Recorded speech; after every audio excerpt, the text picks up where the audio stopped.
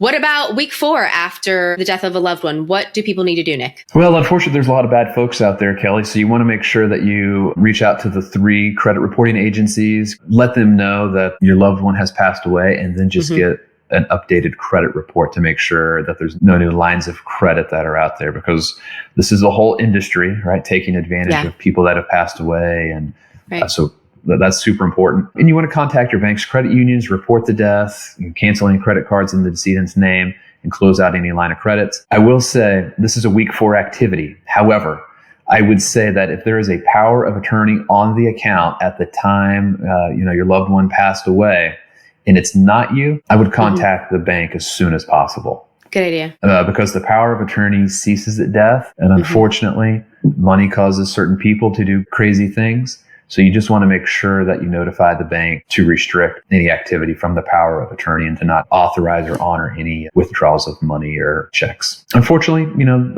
money causes crazy things to happen, even for the people that you would trust the most. You want to review accounts for automatic deposits and withdrawals, stop them if necessary. So this is one of those things when you go to the bank to notify them of this information, get a copy of 2 or 3 months worth of statements, and that way you can kind of bird dog all of where the money is coming from and coming to.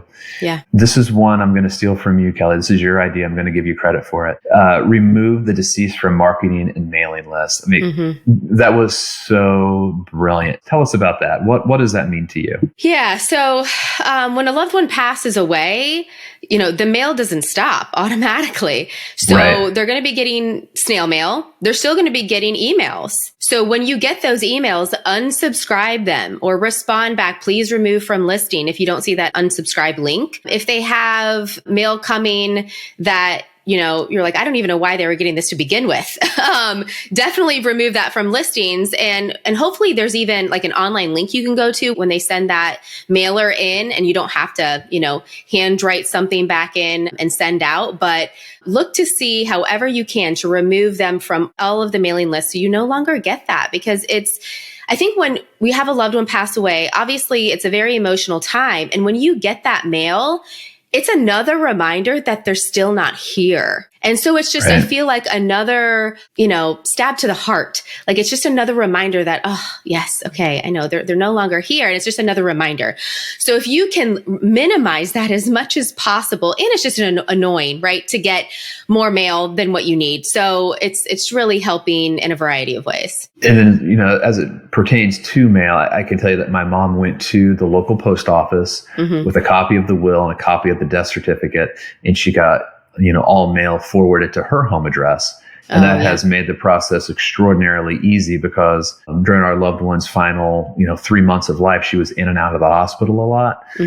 So my mother is getting, new bills from the doctor or from the hospital or the ambulance, nonstop. So she wanted to make sure that those things get paid. So that's coming directly to her house, which makes things a little bit easier. Oh, good idea. Yeah. There are also some additional steps for the death of a spouse. And this is, I think, a time at some point, and this is probably as good a step as any, is you have to reevaluate your own situation, right? Do I need more or less insurance now, especially if you have minor children? Right. And then you probably need to update your own beneficiary designations. Yeah. If the decedent was the beneficiary on your policy, and that's retirement accounts, in anything where there's a beneficiary designation, it needs to be updated. And I would say, your financial planner should be checking on that anyways, once a year as part of their process.